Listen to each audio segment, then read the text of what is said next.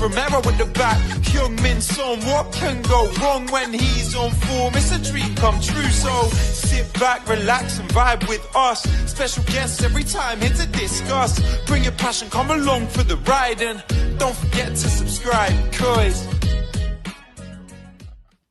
Hello and welcome to another episode of Hollie Spurs Live, where tonight we've got obviously another therapy session because Spurs lost 2-0 at the weekend to Manchester United. So we've got a lot to go through and obviously everything else that's been going on at the club at the moment. But with me to do so, I am joined by three fabulous guests. So first of all, Becky, it's great to have you back on the show. How are you, my friend? Hello, everybody. I'm very good, thank you. It's good to be back. I thought, as we said off air, it's hard talking about Spurs at the moment because it's trying to find positive nuggets. But we'll get into it and then, maybe end with some nice Poch quotes that'll kind of give us a bit of a boost. But yeah, thanks for having me back. No, amazing stuff. Definitely. We need to try and find those golden nuggets in there somewhere because honestly, I thought last year was bad, but this is on another kind of level. But I'm also joined by the amazing Sonny as well. Sonny, it's great to have you back on. How are you? I'm good, thanks. Yeah, sorry, it's been ages. I keep letting you down when you text me, but I finally put a date in the diary about 4 months in advance. So glad to be back. No worries, man. I know it's busy. And the thing is, when Spurs are doing so bad at the minute, no one really wants to talk about us anyway. So it's fine. It's all good. But I'm also joined by the amazing Sarah. Sarah, it's your debut on the channel. It's great to have you here. How are you?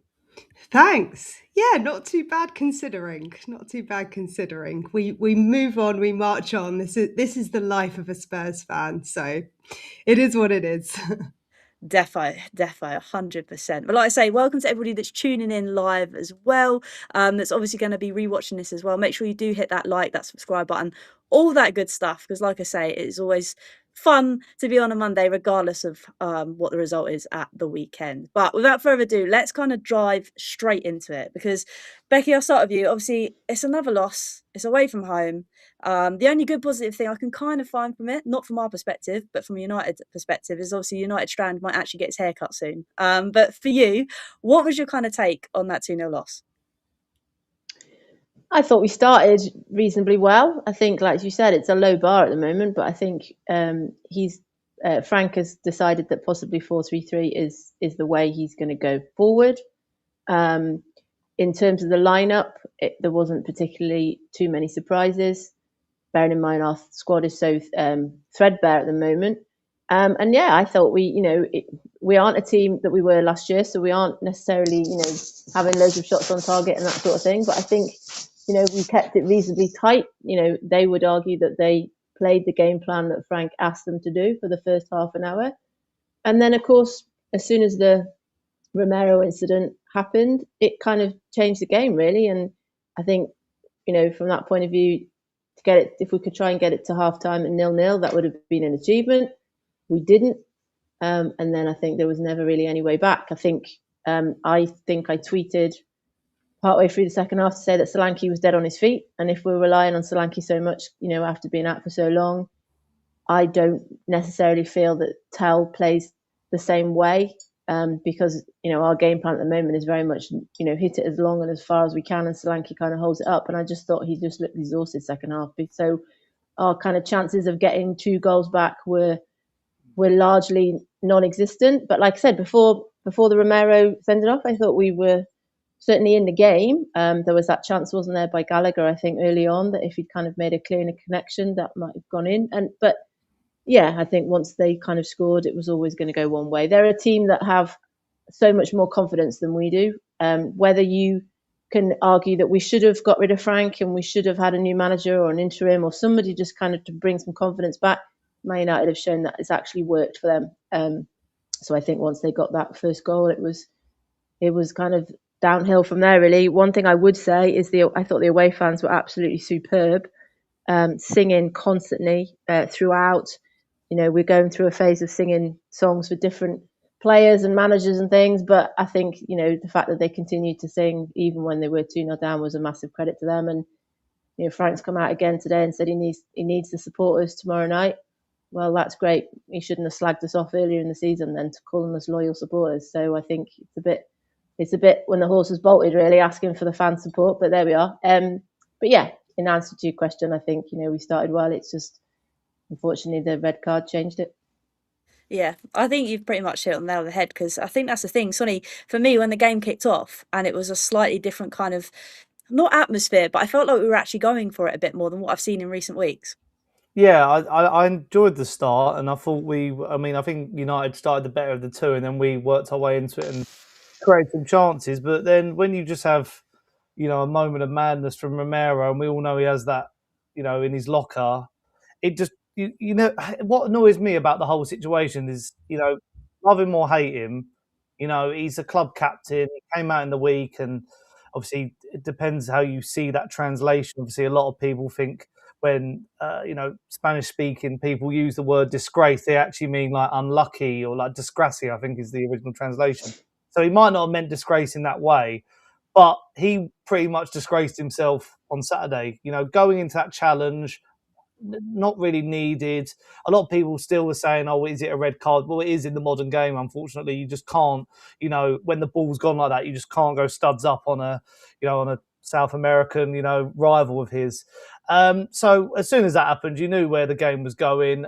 Frank maybe shouldn't have really subbed off Odegaard for Dragosin. I know that's a thing that managers do just to steady the ship, but you just knew from them we weren't probably going to create much because we don't anyway. So it would just restrict us even more. And just, Romero now banned for 4 games because he's already been banned this season. I've pretty much had enough of him. I'm not going to lie. I feel like, how many times can we let him off? He keeps, doing this. Even Frank was surprised with how many times he's been sent off. And it's just another, with the Udogie injury as well. We are so threadbare at the back. It just isn't needed in a run where, we've got Newcastle tomorrow, Arsenal 12 days after that. I'm looking at the table. It's a game that I've been playing quite a lot. I've played it with Barnaby Slater. I've done it in the TalkSport offices, trying to guess how many points we can get from the last remaining fixtures. And I think the highest we can get, if being optimistic, is like 11 or 12. And that's like hoping we beat the likes of Leeds, who are in much better form than us. It's just a dire time. And I used to be a glass half full, but I feel like the glass is half empty now every time I talk about Spurs. This is a sad truth, though, isn't it? Because this is the most frustrating thing, isn't it, Sarah? We're still looking for a win in 2026. And I go back to the fact that obviously we start this game quite well, and we'll get into Romero a little bit later. But overall kind of thoughts of the game, it started so high and just absolutely petered off. Yeah, I mean, I guess it's just to echo what everyone else is saying. I think that red card, the sending off, was the turning point in the game. I think it was really unfortunate as well, because I think we went into that game optimistic, knowing that we had a good record against United. And despite the fact that they were tails up and are on a caretaker bounce, I think we were all hopeful that we could have at least taken something out of that. And that would have been maybe the game out of that hardest run that we had would be the one that we could see ourselves taking something from. But I think, to be fair to United, they really showed up. They had a fantastic game. They were picking everything up. They were aggressive. They were on their front foot. We were terrible at defending that corner where we conceded the goal. It was a really, really painful watch. And I think you could see that Dragusin is really not match fit just yet. He needs more minutes. He needs more time. And so this game coming up tomorrow is going to be his 3rd game in a row where he starts for us. So I think, well, actually he didn't start 2 games ago, did he? But it's going to be an opportunity for him to put his money where his mouth is, or his agent's words where his mouth is, to really show us. So I think, overall, it was really disappointing. I think everyone came away from that game really despondent. That's if people even finished watching the game, because it was the kind of game where we've just had enough and people switched off. But Vicario was the shining light for us. He showed up. He was the one who was showing the passion to really make the saves, and for all the negativity that he's come under over the past few weeks, I thought that he was the guy who really stood up for the team. And look, he made 8 saves, fantastic saves, because at the end of the day, 2-0 was bad, but it could have been so much worse. We could have easily lost that game 4-5-0. So I think he sort of made it less painful than it already was. And I think out of everything, if we want to look for positives, I think Vicario was the guy on the pitch who showed himself and really maybe redeemed himself a little bit from all the negativity that he's had over the last few weeks.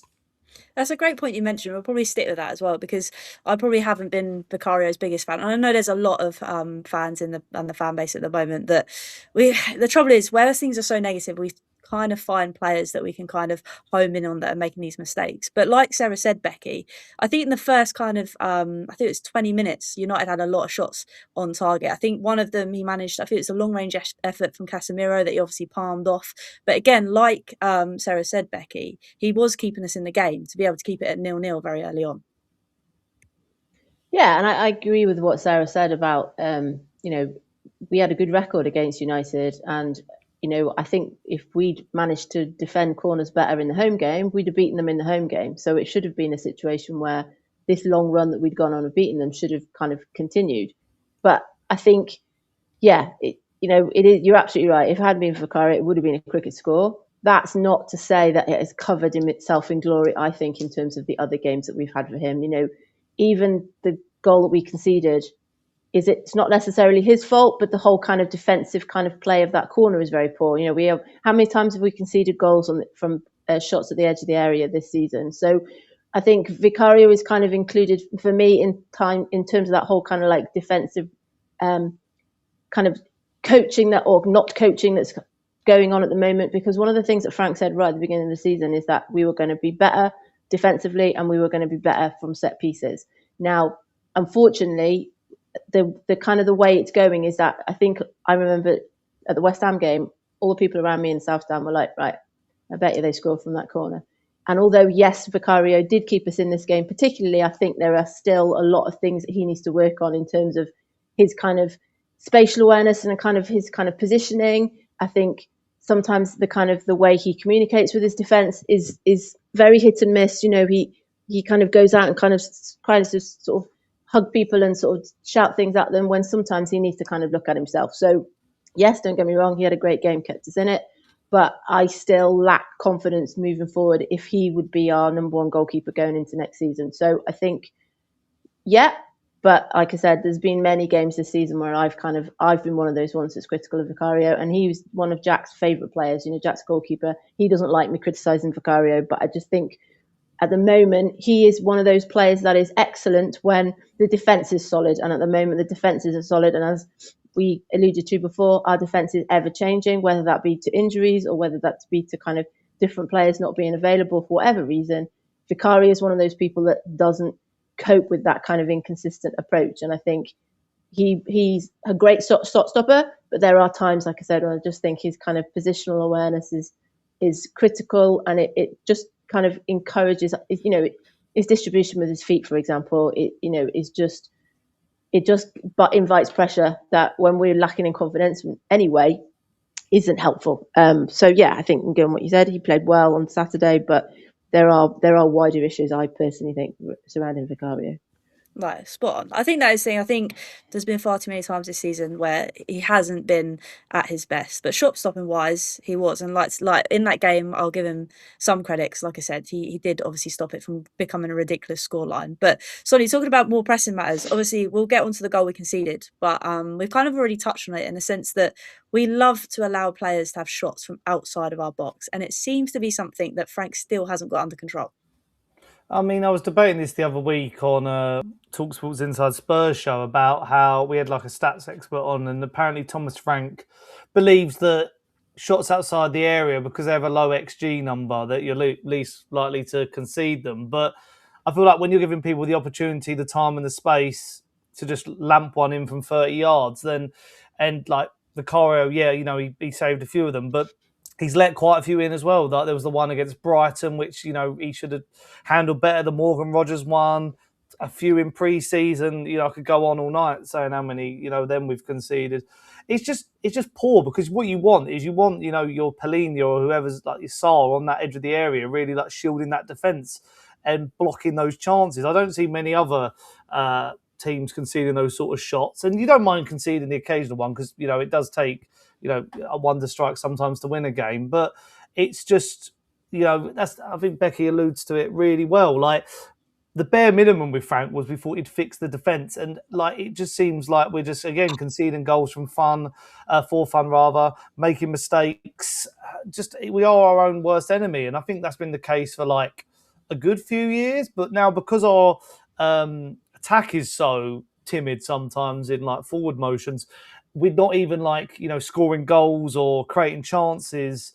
even early on, you know, we're going off half chances. You know, Xavi Simons has to, you know, pluck a ball out of thin air and find Conor Gallagher to really, you know, get a chance that would be great. I think Dominic Solanke wasn't really getting much service, so it's just a frustrating watch all round. And I don't know what, and we'll probably get onto Thomas Frank more in depth, but I don't know what has to happen. I mean, unless the club really think like, let's just give them to the end of the season. But you know, playing Manchester United, who have had the balls to, you know, sack Ruben Amorim, bringing an interim who's gone, right, I'm going to make it simple. I'm going to bring back the likes of Kobbie Mainoo. I'm going to play Mbeumo a bit more forward because he's more of our threat. Bruno Fernandes, he's not playing as a 6 or whatever he was under Ruben Amorim. And they're literally won 4 of the last 5, well, you know, before tomorrow. It's one of those things where I don't know what the board are thinking. I don't know what they're seeing. And it's probably a bit frustrating that Romero did get sent off, because it probably did save Frank, because a lot of people were calling out Romero and not Frank after the weekend. Whereas, you know, after that, you could still blame Frank's game plan, because it still wasn't anything enthralling. No, spot on. Like you said, it's such an annoying one with Romero, and I'll come to you for this one, Sarah, because we have already mentioned it slightly, obviously, with his comments in the week. And for many, I think we all kind of felt that frustration. And when a player comes out and says it, you kind of take a step back and be like, oh, okay, wow, something is really bad going on here. But then to be in the game, to receive a red card, so now the problem that you were addressing before the game, you've now become an even bigger headache for ourselves. I mean, what was your kind of thoughts on the red card and how kind of Romero's been handling himself? Yeah, look, I don't think it was so much of a surprise that Romero came out. That's what he does, isn't it? That's Romero to a T. He loves it. He loves a bit of drama. You know, he's an Argentinian hothead, so we would expect no less. Having said that, I think that red cards happen. Right? Red cards, you go into a bad challenge. Some people were saying it was soft. Some people were saying it was deserved. At the end of the day, it was a red card. So it is what it is. What I personally am most disappointed about is for a guy who's so vocal on social media, for someone who holds everyone else to a higher standard, he didn't come out and apologize. He didn't come out with anything. It's been radio silence on his Instagram. And for me personally, I think that if you're, digging out other people, you've also got to take responsibility for your own actions, especially when you're a leader, even more so when you're a leader.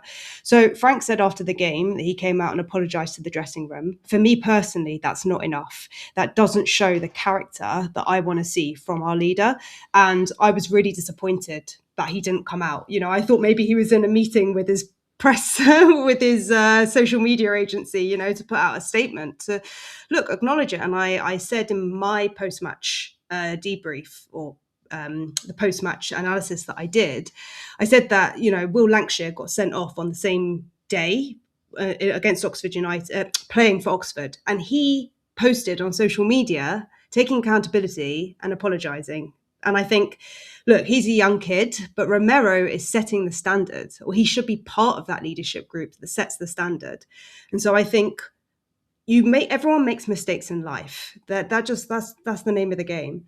But you have to acknowledge and accept your part in that process so that you can move forward from it. And that, for me personally, that was really disappointing that he didn't take ownership of it.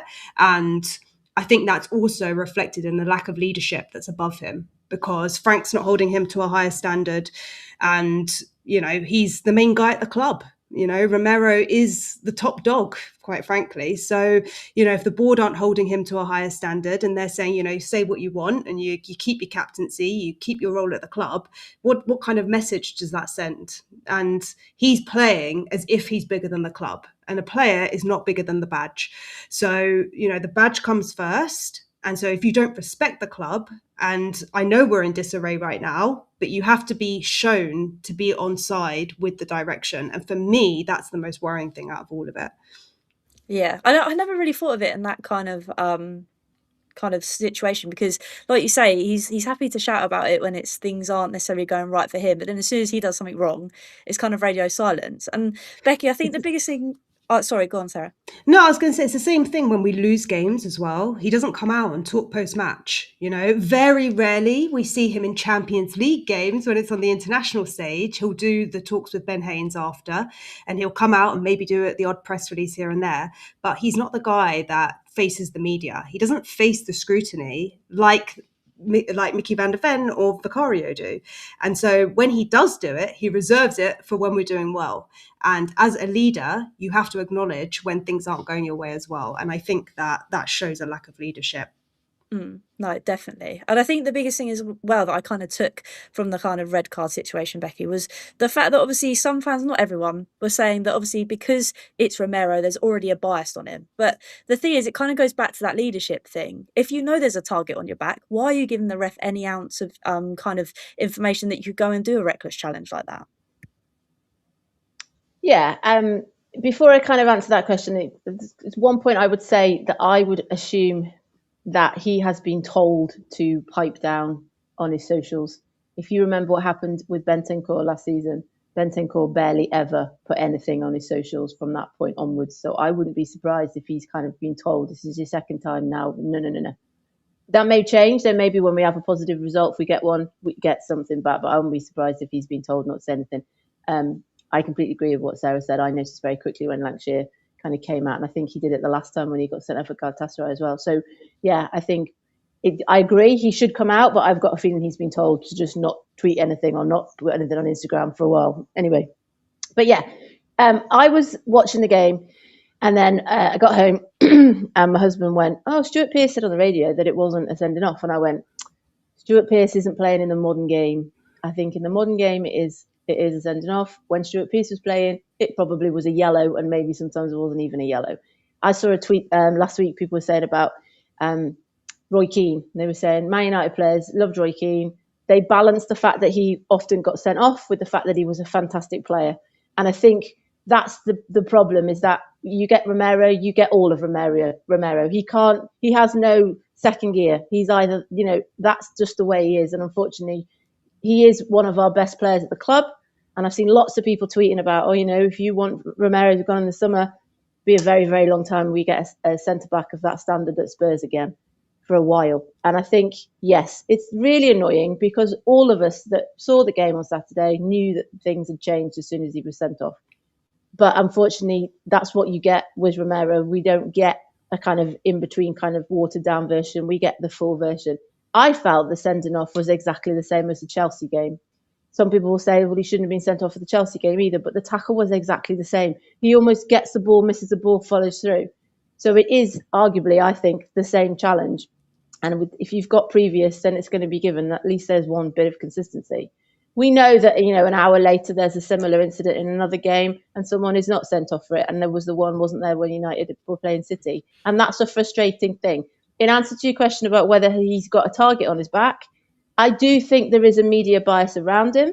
And I read something today about people saying the Premier League is so boring this season because it's long throws and corners and things, and there's no kind of like fluidity in the game, that there are just targeting certain players just for something to talk about. And the fact that he did that Instagram post, it meant that they gave him something to talk about all weekend. We got to the weekend and he just kind of almost helped, didn't he, write those pages of information because he then got himself sent off. So I don't think he has a target on his back. He doesn't help himself. I think you're absolutely right. I think the problem we have with Romero, he's never played full seasons. He's either been injured or he's been suspended. We never bought a player that was playing every game. That he's never been an ever present. Like I said, I still think he's one of our best players when he does play. So we need him more than when we don't. But the fact that Casemiro has had one less sending off than him this season, and there are other players that are on 3 bookings. It's just that because I don't think he probably even realised that another sending off would mean a 4-game ban either. And the fact that Frank had no idea that he had so-called, all these sending offs, that I think it is a little bit of the head in the sand moment. But I genuinely don't think he can play any different. We know he's got previous against South American opponents, and he just it's just unfortunately part of his DNA, and there's not a great deal we can do about it. That said, I think I agree with Sarah in the sense that I think there is a little bit that he's in it for his own. I was at the Frankfurt game and it was amazing that week being out there. But I said to my friend straight away, we've had an interview from Romero. we've won. And he's come out and he's done an interview, and it does feel that he only does them either on the international stage or when it's a game that we've won. You know, Son got so much flack last year for not coming out, or for, you know, being kind of emotional in interviews. And, you know, Romero, I think there's a little bit where he just kind of he doesn't care. He's like, this is what I'm going to do, and if you don't like it, tough. So I think, you know, I think that it's made it easy for people to get on his back and say that, you know, he's a liability. That word's been bandied about all week, hasn't it? But we are a better team when he's in it, you know. So it's just, you know, I don't really think it would have made a great deal of difference in North London derby if he'd been playing or not. I really think we will get battered anyway, regardless of whether he's been playing in it. But it's just annoying, the timing when we've got such horrendous fixtures in February anyway, and then he gets 4 games ban. Yeah, it just hasn't been a great week for him, has it really? And again, I don't think he's helped himself, which we've kind of all kind of alluded to. But we will obviously move on to the goal. And Sonny, I'll come to you for this one because, again, something we've already mentioned tonight is obviously conceding from outside the box. But the thing that blows my mind so much with this goal we conceded was the fact that whenever you play football, even at any standard, you're taught to have a player. If there's a player around the edge of the box, you sit between the penalty spot and that edge of the box, just watching them. You don't have to man mark them, but just so you know you're there. So if they do run in, you're ready to obviously put a leg out or something. And just didn't do that, did we? You know, having one less man is always going to do that, isn't it? Because that literally, I feel like the way Frank plays is so like regimented and particular that it basically threw a spanner in the works and went all out the window. So the thing is, we always say about like, oh, Frank's improved our set pieces. I don't think he's improved our defensive set pieces a jot, really. I mean, attacking probably, but even they've dried up a little bit and they're becoming predictable. The long throw-ins are becoming predictable. I just feel like it's all fizzled out. The whole thing is just abject at the moment. There's nothing to really hang your hat on. I mean, there's a few little like positives, like I think following the City game, we you know, there's the way I see it is, for a while I was always wondering what is the biggest problem at Spurs. Is it the owners? Is it the manager? Is it the players? And I think the players, I think that there is a good squad there. I feel like that is a squad that, you know, is raw. It probably needs a manager who's going to like improve these players. Like I think Frank's like misprofiled like the likes of Bergvall the whole season. Even like Saar, I feel like he misused him for a while. He's playing him as the 10. It just, I do question some of his tactics when it comes to that. And I feel like I was a bit hoodwinked because I was really positive about his appointment and thought he'd come in and, you know, tighten us up. And, you know, I obviously wanted Ange out because I just thought it was too erratic and you just can't sustain that style of football in the Premier League. But now I feel like Frank has shown he hasn't been able to go that next level up. Obviously, we can blame the owners as well, the board and all that. But I just think with Frank, it's just, even like you're watching the rest of that game go by, even, you know, and I will give it to Ange, you know, when we went down in games against obviously that Chelsea one, we went down to 9 men, we still looked like we had a chance. I know we ended up losing, what was it, 4-1, 4-2 or whatever it was. But it just, you knew, like, you were just waiting for the second goal to kill it off. Like, there was no way we were getting back into it. We could have been out there all day and we wouldn't have scored or equalised. It's just poor. It's just nothing really positive. And I feel sorry for a number of players. I feel sorry for Sousa, who now is going to be chucked in the deep end, and ideally you wanted him to integrate slowly. I feel sorry for Gallagher, because I feel like he's just been chucked in. And, I mean, was he the perfect signing at this point of time? No. Basuma, I feel sorry for, because, you know, and Dragusin, they looked like they were on the out, and now they're having to be relied upon. It's just a mess. It's a complete mess. And the only positives is I think, like, there are good players there. I think Odebear looks like a talent. He's coming a bit better week on week. Xavi Simons, Solanke, it shows that he could be a consistent goal scorer. But under this manager, I don't think any of these players have a hope in hell. No, and I think that's the really troubling thing, because Sarah, for you and Frank, I don't really know what to put my finger on it at the moment, because my brain's just absolutely mashed in terms of what sort of direction we're kind of going in. I mean, to add to everything that kind of went wrong in this game, we've seen Udogie gone out again for 4 to 5 weeks, and he's injury prone every 5 minutes. I mean, for you, what is your kind of thoughts on where we kind of are at the moment under Frank? Yeah, so just to say on Sonny's point, don't feel too bad for these players because they're on 100 grand a week. So they got to show themselves. They've got to prove themselves at the end of the day. You know, Tel can whine and not about being in the squad, and Dragusin can whine about not being picked, but you've got to prove yourself. You know, and these players are not good enough. And Frank his tactics maybe not be the best, but he's playing with the resources that he's been given, right? And unfortunately, half of his resources aren't tools that are working right now. You know, they're not fully fit. And so he's playing the hand that he's been dealt. And I think even if Andrew was here, nothing would be different. It would be exactly the same. If any manager was here, it would be the same situation. So I think Frank is kind of backed into a corner, if I'm honest. Do I love his style of play? No, I don't. Do I think he's going to be the long-term answer to the problems that we have right now? No, I don't. But do I think that he's doing the best he can with the players that he's got, who honestly, I don't think have the mentality to be fighting this relegation battle? I think he's up against it. I do. I think everything's stacked against him. And also, he wasn't backed by the board, you know, and whether that was incompetence, whether it was lack of conviction, whatever the reason was, he hasn't been reinforced. You know, we've all seen West Ham, they bought a couple of strikers and now they're kicking on. Well, you know, imagine what we could have done if that was the situation. So I think it's a lack of it's just a lack of organizational structure at all levels. And the players also have to take accountability for that. You can say that maybe they don't like the formation, maybe that it doesn't play to their strengths. But at the same time, you have a framework and you need to work within it. And you have to believe that it works before you actually see the results. And if you show up on a game and your heart's not in it and you're not playing for the manager, the fans turn against you. It becomes toxic within the stadium. And I think that's one of the reasons why, unfortunately, the tide has turned more when we play at home than when we play away. So I'm not necessarily Frank in, I'm not necessarily Frank out. I'm reserving my judgment to the end of the season because I think the window of opportunity that we had to sack him has already been and gone. We have 13 games left. And we have to pick up at least 3 more wins, you know, and considering we haven't won more than 2 games since October, that in and of itself is a big challenge that Frank has to get his head around. And if that means that we have to score from set pieces, I don't really care. As long as we don't get relegated, that's how the conversation has turned in the last 7 days, you know, and things can change very quickly in football. We could go out tomorrow and we could get a win and it will change the momentum for everyone, you know, and that's why I said, you know, in my latest video that tomorrow is about character, you know, and that comes from Frank. You know, he sets that up in the dressing room, but ultimately it's the players that are on the pitch. They have to prove themselves. And they're not exempt from responsibility. You know, you can't use the manager as a scapegoat because we said the same last year and it's the same players, you know, so which is it?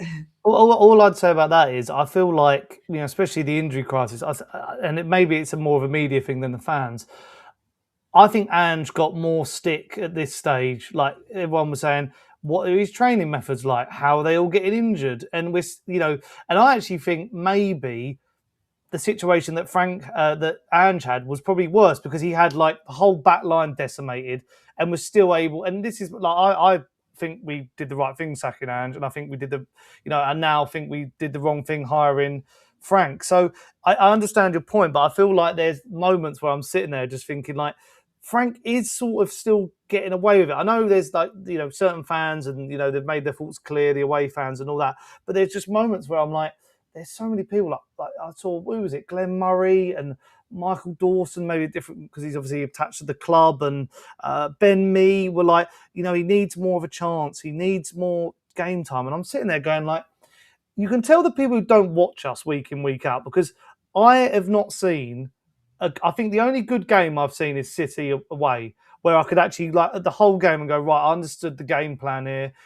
But since then, I've not had anything to go like, that was positive, or like there's, you know, start like the City game for me. I was more frustrated at full time than I was at half time because I was sitting there at half time being like, well, we've lost, you know, that is what it is. And then at second half, they come out like a completely different team. I'm like, so why aren't they doing this? And don't get me wrong, I think because there'll be people who argue saying, well, these players ran through brick walls for Ange Postecoglou. No, they still lost 22 games last year in the Premier League. So that's the thing. I see both points of view. I think there are some players in there who are weak. I mean, I know there's You know, they won the Europa League, and I thought that would give them the kick up the backside to give that like winning mentality. And I don't think the business we did in the summer was necessarily bad. I think we signed some good players, but it is never really enough for Spurs. Like we needed a left winger in the summer, we needed a left winger in the window just gone. This has been a long time coming. I feel like it's been a long time coming, all of this. I just feel like I think we won't get relegated because I think there are worse sides. But at the end of the day, we still drew with Wolves at home. We still got battered by Nottingham Forest. So, you are never too big to go down. But I see it as it's a group effort. It is a group effort. These players should be taking more responsibility. But I think they're just, they're being failed by the manager, who's also being failed by the club. So it's just a big group thing. Yeah, and I agree with that. And to build on that, I think it's all of this is just revealing is the bigger challenge that has been going on behind the scenes for a very, very long time, because it doesn't matter who the manager is. We've had 17 of them. So at some point you've got to say, well, you haven't been reinforcing the squad. You haven't been building on the squad. And so not only do we not have a healthy enough squad to compete across the Premier League, we actually don't have a healthy enough squad to compete across more than one front, full stop. So unfortunately for Frank, they brought him in maybe on the condition that, he managed to get Brentford up the table. You know what I mean? So it is a situation of two halves, whichever way you spin it. It's like one of those situations where, look, no one, I don't think loves Frank. I don't think, there might be, do you know what? In my chat, there are some people that still want Frank on board just because they're so sick of the manager cycle. They're kind of at the point where they're like, what difference is this actually going to make? You didn't back your decision to keep Frank. You kept him in the seat in January, but then you didn't back him. So then, it's showing the division at the top. And it's a very sad state of affairs at Spurs, let's say that. 100%. The thing that I was thinking, listening to all of that, is there were times during the January transfer window when Frank was asked if he was happy with the squad and did the squad need to be strengthened. And there was a couple of times where he would said things, paraphrasing like, the squad we've got players coming back and we're not going to buy anybody and we're not going to buy anyone for the short term. We're going to buy players for the long term. And there was kind of this confusing element that it kind of implied that he was happy with the squad that he'd got. Now, he can come out and say that they tried to get Semenyo. They can come and say they tried to get Duran or whatever it is, or whatever they tried didn't work. Either we didn't offer them enough money or we did it too slowly or whatever it was. The thing is, from the frustration, I think, for a lot of us is, yes, we sold Johnson. And again, when he was asked about that, he implied that he was going to go in the summer anyway. So we may as well do it earlier and get a better amount of money for him. But then that person wasn't replaced. Now, is that because the club decided they didn't need anybody? Or was it because Frank was happy with what he'd got? But at the end of the day, we have lost goals. Those players that we had that had goals and assists, you can't just blame it all on Kulusevski and Maddison. There are players that we do not have in the squad that are scoring these goals. He then messed around with Tel, didn't play him in the Champions League, played him in games. Then he kind of, Solanke came back and then he put Tel back in and now Tel's back in. And it's all just very confusing. And I think that also adds to this idea that he kind of gives off the impression that he doesn't really know what he's doing. And I think for those people that could target him and say, he came from Brentford, he worked with the squad and he developed a squad, brilliant. But we need to see nuggets of where that improvement has come from. I've come home from school today, read an interview for today's press conference, and he said, we are starting to see improvements. Are we? Where? Where are these improvements that we are seeing? And, we're just saying then about these teams that we've got coming up.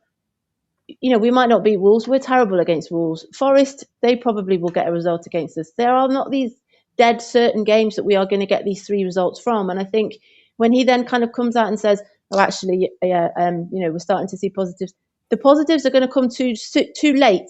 And the thing is that's completely baffling is how different we are in the Champions League. And I know it's because the style of play is different. Players are given more space and more time and there isn't a kind of a low block element. And I know I just kind of went in on Vicario, but the fact that he got the most clean sheets so far, it just blows my mind. If we could see a little bit of that in the league, there wouldn't be all this negativity and this toxicity around the club. We should have a fortress at home. I always say this, Leeds are probably going to stay up based on their home form. Newcastle don't struggle because of their home form. If we could get that at home, and for me, he tarnished that when he said, "Oh, we don't, the loyal fans will understand what's going on." And that I took massive umbrage with that, because I was like, I drive 400 miles for every home game.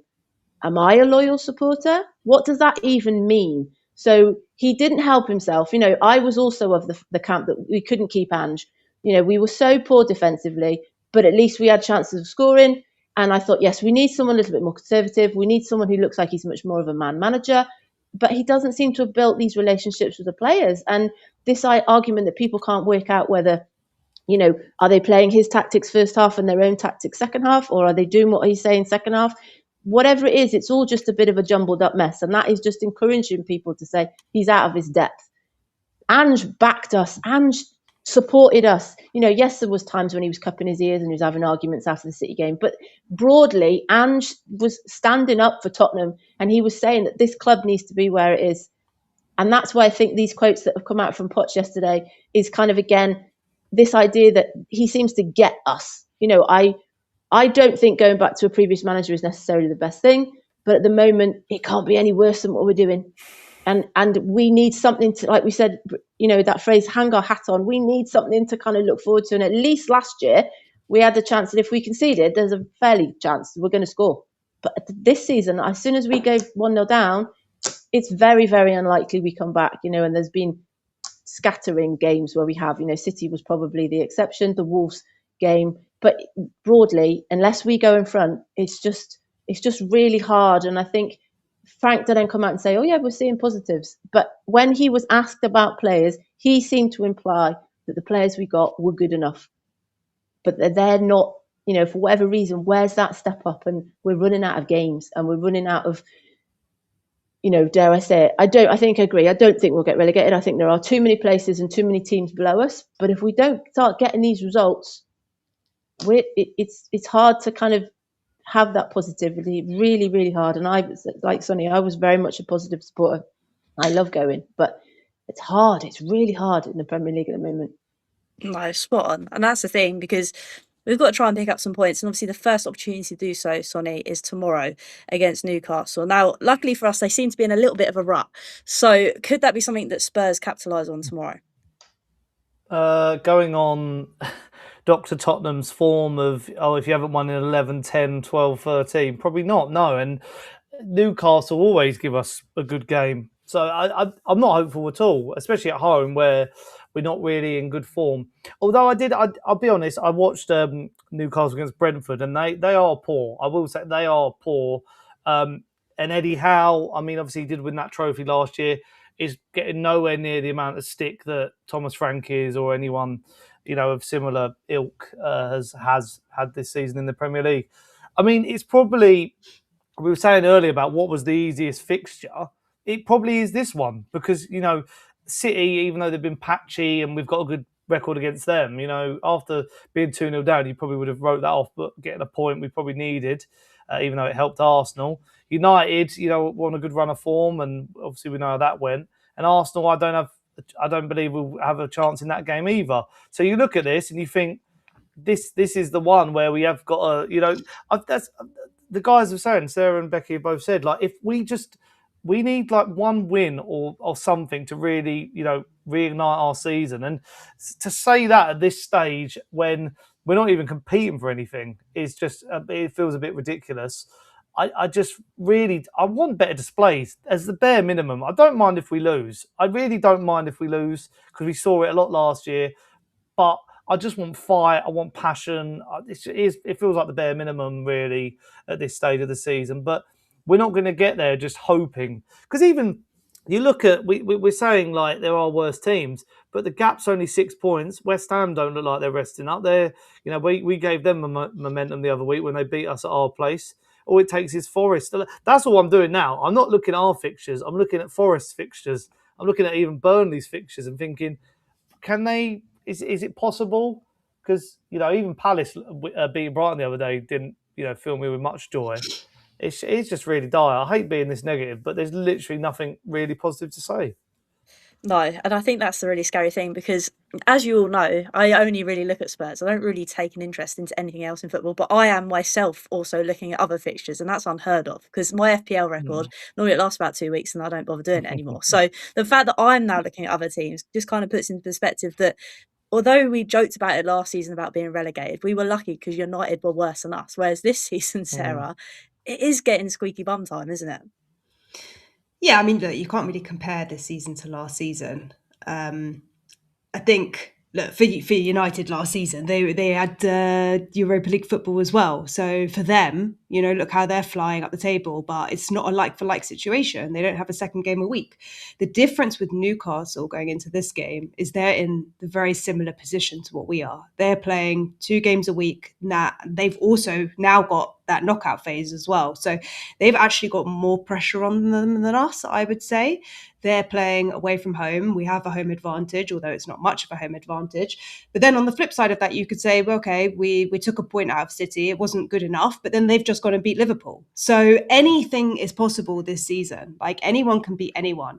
The question is, do we have it in ourselves? Do we have the character and the passion to get up and do it on the day? Like, tactics aside, and I know tactics are important, but, you know, Sonny was saying it doesn't really matter how, you know, it doesn't matter about winning the game, but you have to play in a certain way. For me, I'm the opposite. I think that the players need to show pride in what they're doing, and we need points. Like, that's the bottom line. If you don't win games, you're going down. So, you know, you have to win games, and I think tomorrow is one of those games. They have to really turn it around, and now is arguably is the time to do it because you have less fixtures in the schedule. You know, you have 12 days after this to put your feet up. You know, you have a 90-minute game, you're training all week, or training 2 days in this case, just for this game. So, you know, I think the difference with this game, and I agree with what Sonny was saying in that, you know, Dr. Tottenham, I hate saying it, but it's true, isn't it? You know, I hate saying it, but out of all the teams we played, I think these two are probably the most on par, and we are both going into this game with a nervous anticipation for the outcome, because I think Newcastle, look, they're not home and dry yet either. You know, they've got to win games as well. So I think Forest is less of a concern than West Ham, actually. I think West Ham have picked up more form than Forest. But look, we don't want to look too far down. We should be looking up. And I know that's really hard. But when you have a growth mindset, you know, you've just got to play these games. You can only play what's in front of you at the end of the day. You know, you can't worry about what's coming up. You can't worry about Arsenal. You've just got to win what's in front of you. And that is the 90 minutes tomorrow. And if the players can get their heads together for it and they can show a bit of character, anything's possible. Am I hopeful? Yes. Do I think it's possible? I'm not so sure. No, we do need a bit of positivity because, like I say, it is just depressing. I think I find myself every Monday, we're just talking about the same things week in, week out. But we have kind of hit that kind of rock bottom. But like you say, we need to win tomorrow. We need to get something from that game, at least for the players to show some character, to be like, actually, wait, we need to pull ourselves together and we need to start putting points on the board because we are slipping down that table and it is very worrying. But before we go and say our goodbyes, I just want to talk about, obviously, the interview came out with Poch earlier in the week. Now, people probably already know my thoughts and feelings on Pochettino potentially coming back to the club. And I know, Becky, you mentioned it slightly earlier about wanting to feel something again. And I 100% get that. So for you, which makes this even more interesting, is the fact that obviously in that January transfer window, we didn't really do anything. Well, we did nothing really, let's be honest. Does that potentially give you more thought that potentially a new manager is potentially coming in the summer? And will that be Pochettino? Well, I've seen lots of people suggest that, but then when we had that strange interview from Lange last week, and then was it some other guy came out after, didn't he, the day after him, and they sort of implied that they did try to sign people, and that their other clubs had injuries and therefore weren't selling players, and they weren't getting other people, and so they kind of implied that they did try to and they couldn't. Whereas if you, like you just said, if you take it from a kind of face value, the fact that we sold Johnson and we replaced Gallagher, completely different positions, and we brought in Sousa because you could argue that Davis had broke his ankle, then that was kind of it. And then you might think, well, why would you bring in players for a new manager? And then I've seen lots of people say, well, he brought in Gallagher, and Gallagher is one of Poch's favourite players when he was at Chelsea. And So you start kind of these conspiracy theories where you kind of try and think, well, there is some sort of process here and there is some sort of thinking behind it. And then they come out and say, actually, no, we did try to buy X, Y, and Z, and it didn't happen. And you think, oh, maybe there isn't this sort of plan. Like I said, I've seen lots of people write today after yesterday's podcast and go, don't forget, he didn't win anything with us either. He got to finals and he didn't win and yada, yada, yada. And he went. But also he had that situation where he had that season where we went undefeated at White Hart Lane. He also was there when we were part of the transition at Wembley. He had a season where summer transfer window where they didn't sign anybody. But for us, it was kind of, that kind of team spirit and that passion and that sort of togetherness that we kind of feel like we need back. We've had lots of situations this year where the players are arguing with each other. They're kind of blanking Frank or they're not. The crowd is kind of blanking players and booing players and clapping not players. And, this kind of thing where the players go in the huddle now before they go off the pitch. What is that about? Bergwall goes round and claps the south stand and people are pulling him away. And you're like, what? We just need that togetherness. Sarah said right at the beginning about Romero, no player is bigger than the badge. But we need this situation where there is this kind of enjoyment. You've seen it of those teams that have got new managers in or they've managed to find some kind of togetherness. So I saw lots of West Ham fans saying yesterday that Nuno has started to bring that togetherness and there is that kind of they're playing for each other. And, I think United have got that back. It's this idea that we need that. And I don't know if Frank has got that in him. So we would like a manager. It doesn't necessarily have to be Poch, that is going to kind of make people feel that why they're doing this. We don't want a team of everyone playing for themselves. We don't want a team of them just seeing it as a stepping stone to another club or, their own kind of agenda. We want them to be playing for us and to bring that to us. And then Poch comes out and says that, Spurs should be at this position and they should be winning these things and all that sort of thing. Frank didn't cover himself in glory by starting the season saying we will win games, we will lose games. Great. That's not helping. There's lots of references today I've seen about how we played that game at Wembley against Liverpool and we beat them like 4-1 or whatever it was. And Liverpool then kind of went stratospheric. And we beat United 1-0 in the Europa League and they've made changes rightly or wrongly. And we always seem to be at this crossroads where our board seems to think, nope, we're okay with what we've got. We've got players coming back. Yes, we've got players coming back. What's happened is the players that are currently played are also getting injured. So it's not actually this kind of player coming back thing. And we just seem to be in this cycle. So I do think the owners and the board have a lot to say in it as well. And it isn't always on the manager. And I was one person who wanted Frank. I really thought it would be that kind of calming sense. We'd have a more kind of felt like a more kind of logical approach to games. But I just think it's a bit hit and miss. And it took him about 8 games to realise what his first best 11 was. And I just think we need a change. I'm also getting this panic that if we do go down, that they might keep him because he managed in the Championship. So it's like, oh no. So I think I agree with Sarah. The window for him to go is gone. What's the point of that now? But there does need to be a change. And I just want someone to make me kind of feel like passionate for what I'm going to see. Sonny said it completely. We all noticed, whether it was going to be a walkout or not last week on the 75th minute, we saw an attacking second half. We saw a team that was, getting us going like this in the South Stand and all the different stands. We had that, and that's why everyone stayed, because we were invested in what we saw on the pitch, and that's all we need. We've said it tonight. We don't need to win every single game. We just need to see a team that is going for us and, aren't arguing with each other and waving at each other and not clapping and standing in huddles and all this stuff that Frank seems to think is helping. It's not. It's causing this massive division, and we need that togetherness back. And we need a manager who's going to do that. Doesn't mean it's Poch, but we need that. Yeah, it definitely feels like it's the timing of things as well. Whenever these kind of interviews come out, it kind of pulls on the heartstrings, and you kind of look, is the grass greener over there? But I do get it. We do need to feel something. I mean, for you, Sonny, is it all too coincidental? I mean, I'm kind of on the boat that I don't particularly want Poch back purely because I don't want to go back. I always want to go forward. But things are looking very bleak at the moment.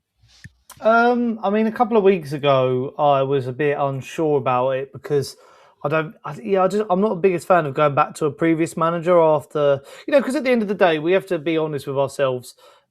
The end of Poch's tenure, although he wasn't backed and all that sort of stuff, it wasn't good enough. Like, the form did fall off a cliff. But I don't just solely blame him for that. And then obviously his managerial career since has been a bit up and down. I think his time at Chelsea was actually quite underrated. PSG is PSG. You know, if you think about his managerial career, he's worked with Daniel Levy, he's worked with Nasser El Khelaïfi at PSG, he's worked with Todd Boehly at Chelsea and Donald Trump.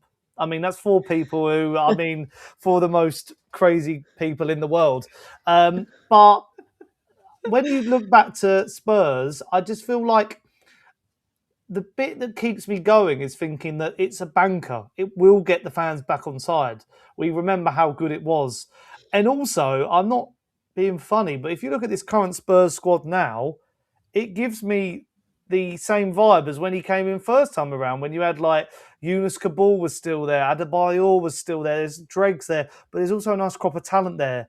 You know, Xavi Simons could be his new Dele Alli. Dominic Solanke could be his Harry Kane. I'm not saying he's young, Dominic Solanke, but I feel like there is like potential for him to work from, because they're only going to be able to do 3 things, I think. They either bring 4 if you can.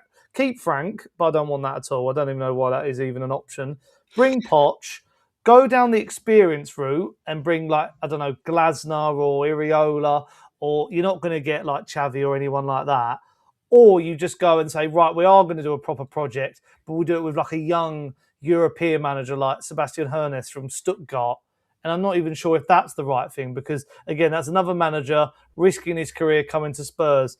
And, I mean, the way Poch speaks about us, I mean, you know, that Jake Humphrey interview is very telling. He loves us. He wants to win a Premier League and all that. So it makes total sense. I mean, the managerial market in the summer is going to be, like, crazy. There's going to be, like, I think there's, like, 15 managers if you count, like, Tuchel leaving, Carlo Ancelotti at Brazil. Like, there's lots that can happen. But I think we got to get in there quick before other people do, because, you know, Man United, will they keep Carrick? I mean, my idea would be, if Man United don't go for Carrick, go get him. I think he's shown he's got the minerals to manage at the top level. Undefeated in both spells at United, brought Borough up to where they are now. I feel like he, not many people speak about how he turned that club around either. So I feel like there are options out there. I just, with Poch, if it does go wrong, then I've no idea what we do after that. I feel like it would be, we might as well fold the club then. I think that's the thing. I think it is also the only roll of the dice that the club and ENIC and the board kind of have, because everything else has gone wrong. But if they get the feel-good factor back, then it kind of goes off of their head again. We don't really think about the board as much. I mean, for you, Sarah, I know it's all hindsight, and I know that Frank is still technically our manager. I know we shouldn't look too far ahead, but for you, this Poch interview, with it coming out, the timing, etc., how do you kind of see things playing out, so to speak? Yeah, you know what? I'm kind of like you. I'm kind of like, don't go back to the ex. It didn't work out the first time, so why is it going to work out this time? However, I feel like I got a little bit love bombed last night by Pochettino. I'm not going to lie, because I watched it. He was saying all the right things, and I don't think that was just a plug for PR. I genuinely think that he wants to come back to the Premier League. I genuinely think he wants to win the Premier League, and he wants to win the Champions League. Like, that as an individual is what he aspires to do. I was thinking about it after, like, how would I feel on the flip side if he doesn't come back to Spurs, but let's say he went to United, or let's say he went to Chelsea and he happened to win the league with them? How would I feel then? I would feel gutted, you know, especially if we're still sitting 17th. And then I flip the question, because then there's a no-brainer. You have to bring him back. You know what I mean? Like, and I think there is, I've been saying, like, you can't romanticize about old managers. Like, this is what I've been saying. Having said that, if there is anyone who's going to come back and do the job, it's not going to be Harry Redknapp, you know, it's going to be Pochettino. And look, the fact he has still got the eye of a lot of fans. And I agree with what's been said. I think that with the atmosphere being as it is right now, I think he would bring the club together. And what this club needs is unity, because we're so fragmented from top to bottom. And in order for fans to be on side, you need to play good football. Like Becky was saying, you know, you travel 400 miles to a game, you want to see a good game of football. And I think if Poch was to come back, I think everyone would be on side with that for the time being, right? Until like the second season, when we start to drop off and then questions are asked again. But I think initially, and sometimes you just need the momentum to be in your favor to get wins over the line. So I'm actually not as opposed to it as I was 48 hours ago before the interview came out. just in retrospect, thinking like, how would I feel if he went to United and he won the league with United? I would feel absolutely gutted, because he's ours. You know, he's Spurs. He gets us. He spoke about how the stadium was built, and the stadium was built because it's a Premier League and Champions League competing stadium. You know, we have the facilities for it, and I think that is where Frank has misread the room. You know, he thinks that he's walked into a big club, but I don't think he's realised the gravity of the situation, of the fragmentation that's going on. And to be fair to Ange, I think that's what he understood. He understood the big club mentality. And I think Poch, his tactics might not be nailed on, and he might not have the players he needs right now, but I think that he gets the big club mentality, and that's what we need. And I also think that we have a lot of youth coming through that none of us has seen. Mikey Moore's out on loan, Lankshire's out on loan, Byfield is playing right back and he should be a centre back, but we've invested so much in our academy, and it makes you think, like, we've spent all this time nurturing these young players, and all we're doing is using them as commodities to sell them to other clubs. So, you know, you've got to have some player progression at some point, because if you want to compete against all fronts, you need homegrown talent. And I think that is also where Pochettino excels. I think that's also what he could bring to the club, because Frank's not giving anyone an opportunity. And look, I get it. You're not going to throw a player like Williams Barnett, who's 17, into a situation which is so toxic when you're 2-0 down. Like, you're just not going to do it. You have to be up in a game to show, to bring on young players. But I don't know. I'm not as opposed to the whole Pochettino question as I was 24 hours ago. Maybe he got my ear in that interview. Whether he got ENIC's ear and whether he got the board's ear, I don't know, because I think the board have their own direction, and from what they're saying, they're going to stick with Frank, and I don't know how well that's going to go down with fans.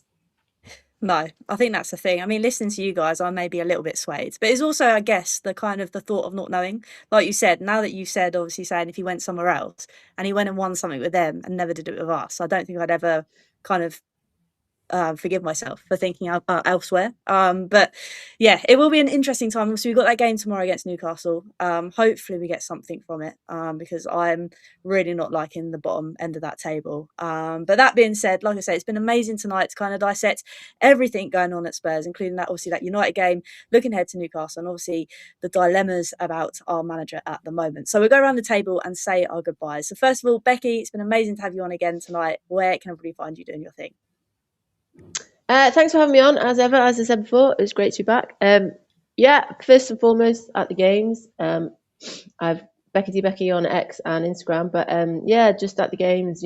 I think we all know, those of us that go, it's becoming more of a kind of social event with friends, and the stuff that's going on the pitch just kind of happens there, except in the Champions League. It just doesn't make sense how different it is in the Champions League. But there we go. Thanks for having me. I just, I think it's good to talk it out, and I think we're just looking for positive nuggets, and it's hard to see them in the Premier League. And I think I don't have a great deal of optimism for tomorrow night. We'll be honest. I just think, I think Newcastle aren't great at the moment, but teams just seem to find a way, and it's at home we just can't get those results. We should get those results at home, and we should be talking about relegation, but we just can't seem to do it. And I think it's Thomas Franks' style of play, unfortunately. But yeah, thanks for having me on, and I'll see you next time. No, thank you again, Becky. Like I say, hopefully we do get something from tomorrow. But like I say, it's difficult at the moment. But also as well, Sonny, it's great to have you back on again. Where can everybody find you doing your thing? Thank you very much. I feel like, when I used to come on this back in the day, I used to be so positive. I've turned into everything I hate. But I'm going to try and do some positive videos this week. I might do a little Pochettino deep dive and see if it actually makes sense. So stay tuned for that. And I'm on the road to about 20. I'm trying to aim very optimistically, try and get 20,000 subs by the end of the year. But knowing with this football club, everyone's going to unsubscribe. But yeah, you can check me out. Sonny Talk Spurs on YouTube and most of my socials, either Sonny Talk Spurs or Sonny Snelling. Go and check me out there. And obviously subscribe to Hollie as well. I'm always doing a good thing over here. So yeah.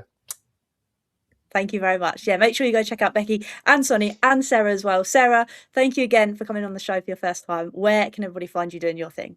Yeah, thanks so much for inviting me on. And look, Sonny, I'm still in my first month of being a Spurs content creator. I had a rant about Frank 4 weeks ago, and this was never supposed to be a thing for me, but it's turned into a mini side project. So I think I'm still in the early phases, but I felt it the other day against United. I was like, oh man, this is happening so soon, you know, You get 1 locked month in. in. You get locked in, and then next thing you know, it's 3 years down the line.